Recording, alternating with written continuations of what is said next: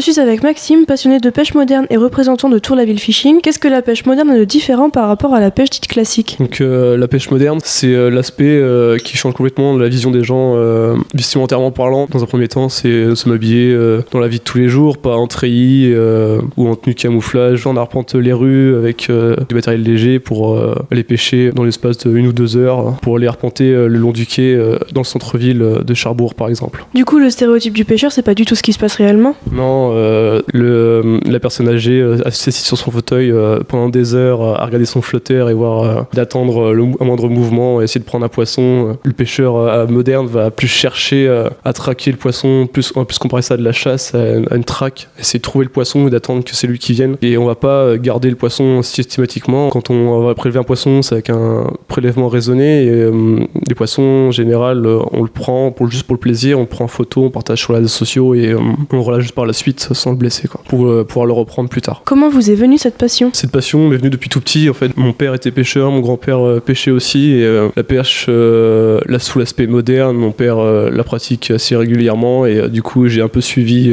les pas de mon père mais en l'adaptant à ma façon et sous l'aspect un peu plus jeune. Concernant votre team Tour-la-Ville Fishing, quel est le concept ? Tour-la-Ville Fishing, c'est un concept de jeunes pêcheurs qui pratiquent une technique qui s'appelle le rock fishing, c'est ou la pêche ultra léger, donc c'est pêcher avec du matériel très très léger du bord et chercher toutes les espèces possibles, pas cibler juste une seule espèce, c'est essayer de capturer toutes les espèces possibles qu'on peut trouver sur nos côtes, à pouvoir arpenter n'importe quel type de spot et trouver plusieurs espèces et le capturer avec des tout petits leurres, donc pas avec des appâts, donc on pêche qu'avec du matériel artificiel, là des imitations artificielles, donc ce sont des petits bouts de plastique qui imitent un petit poisson ou un petit crabe. Donc les poissons, le gobe, c'est ce qui change un peu la pêche plus classique, c'est qu'on n'utilise que des appâts pour pêcher. Est-ce que vous avez un listing des poissons que vous pêchez ? Les espèces, en fait, on va essayer de viser toutes les espèces possibles, mais principalement sur la côte en Normandie, autour de Cherbourg par exemple, on va principalement toucher les poissons comme la vieille ou du colin, du bar, c'est vraiment les espèces les plus communes. Après, il y a d'autres espèces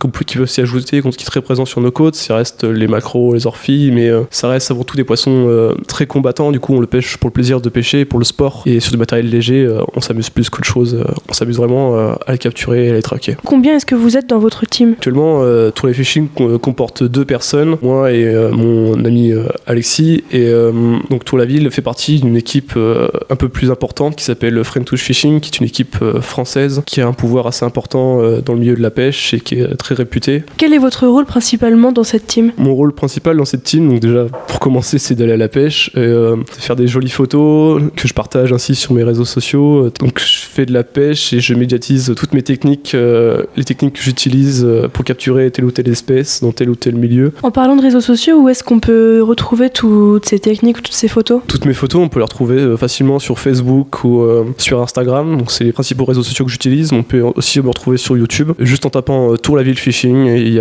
on peut me contacter facilement par Facebook sans aucun problème, ou par mail, toujours en utilisant tourlavillefishing@gmail.com. Quelle est l'importance qu'a pris Tour-la-Ville Fishing depuis sa création ? Au début, Tour-la-Ville Fishing, c'était vraiment 2 potes qui allaient à la pêche et qui partageaient leurs récits de pêche et leurs photos et leurs vidéos sur les réseaux sociaux. Et au final, différentes personnes sont venues nous voir, donc contacter pour échanger des informations, pour venir pêcher avec nous. Et des personnes venant de Belgique, Pays-Bas et Angleterre qui sont venues à Cherbourg pour pêcher avec nous et pour échanger quelques parties de pêche. Par la suite, à force de prendre de l'ampleur et à être connu un peu plus sur la toile, Tour-la-Ville Fishing a été connu par des grosses marques et a été sponsorisé par la suite. Maintenant, je fais partie d'une équipe renommée de Friend-Touch Fishing et du coup, je suis présent sur les salons en tant que personne sponsorisée par cette marque. Qu'est-ce que ces sponsors vous apportent ? Ces sponsors m'envoient du matériel pour les tester toutes les nouveautés et puis leur faire de la pub. Et puis moi, ça m'apporte aussi de la pub. Je deviens un peu plus connu parce qu'ils repartagent mes photos, mes vidéos. Ça me donne un peu plus de popularité sur la toile. C'est eux qui vous ont contacté ou c'est vous qui êtes allé vers eux ? Ils m'ont contacté en 2012,